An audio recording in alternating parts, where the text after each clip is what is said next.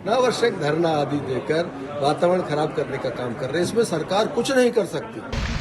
TET वाला जो विषय है इसको थोड़ा क्लियर करने की जरूरत है। जानबूझ करके भ्रम फैलाया जा रहा है। भैया और राम राम, नमस्कार। हमें तो चिंता ही हो। नाम है माओ सचिन चौधरी। मध्य प्रदेश में सरकारी शिक्षकों की टीईटी परीक्षा को लेके अब प्रदेश के बेसिक शिक्षा मंत्री ने बड़ो बयान दो है। स्कूल शिक्षा मंत्री उदय प्रताप सिंह ने सीधे तौर पे कही है कि जो आदेश सुप्रीम कोर्ट को है और लड़ाई सुप्रीम कोर्ट में लड़ने पर है, सरकार के खिलाफ धरना प्रदर्शन करके शिक्षकों को कछु फायदा नहीं है। अनावश्यक धरना आदि देकर वातावरण खराब करने का काम कर रहे हैं। इसमें सरकार कुछ नहीं कर सकती। जो भी करना है माननीय सर्वोच्च न्यायालय को करना है। इसलिए इन्हें यहाँ परिश्रम करने की बजाय, यहाँ अपनी ऊर्जा नष्ट करने की बजाय इनको माननीय सर्वोच्च न्यायालय से आग्रह करना चाहिए। सरकार भी इनके साथ है। इसका हम पुनर्विचार याचिका लगा रहे हैं। उसको अगर हमारी एक्सेप्ट हो जाती है तो उस पर हम आगे काम करेंगे। ये पूरे मामले पे अब प्रदेश के उच्च शिक्षा मंत्री इंदर सिंह परमार ने भी कछु बयान दो है, वो भी आप सुनो। सोशल मीडिया पर एक तो जो टीईटी वाला जो विषय है इसको थोड़ा क्लियर करने की जरूरत है। जानबूझ करके भ्रम फैलाया जा रहा है।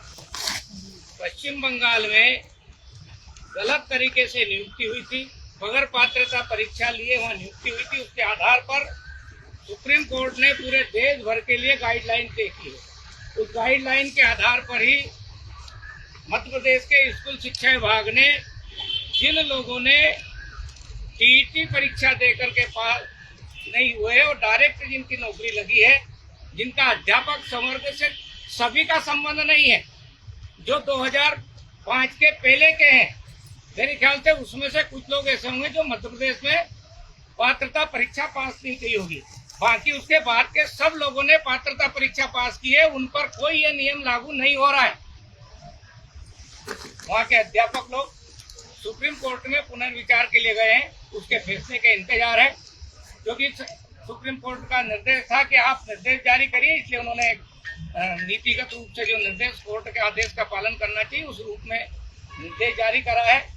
अभी उसमें कोई स्पष्ट सारी चीजें नहीं है, लेकिन मध्य प्रदेश में जनजाति और हमारे पास 70,000 लोगों का आंकड़ा है जिन्होंने 2005 के पहले टीईटी के बगैर जो डायरेक्ट नियुक्तियां हुई थी उसके संबंध में है।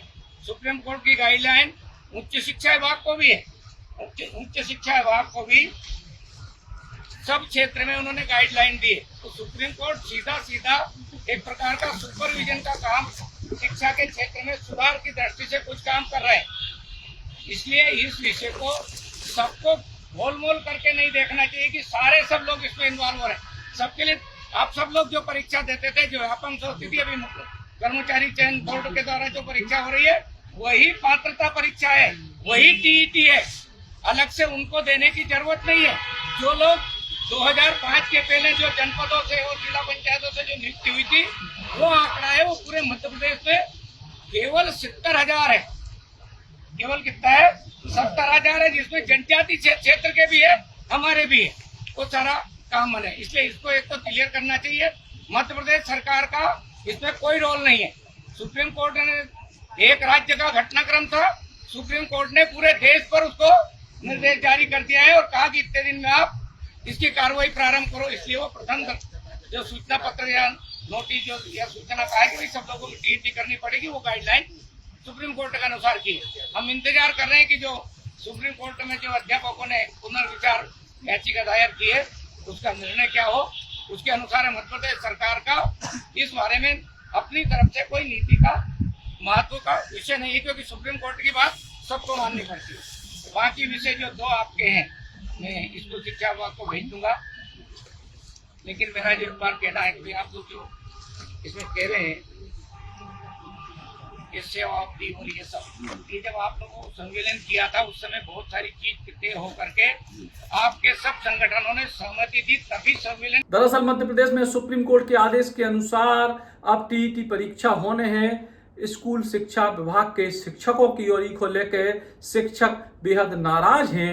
सरकार कह रही कि मामला सुप्रीम कोर्ट में है और शिक्षक कह रहे कि सरकार मदद काय नहीं कर रही। राम राम। आसाम एवं दार्जिलिंग के चुनिंदा बागानों की चाय, प्रीमियम क्वालिटी, मेरी टी, 287 ग्रीन टी। संपर्क करें 075822242000।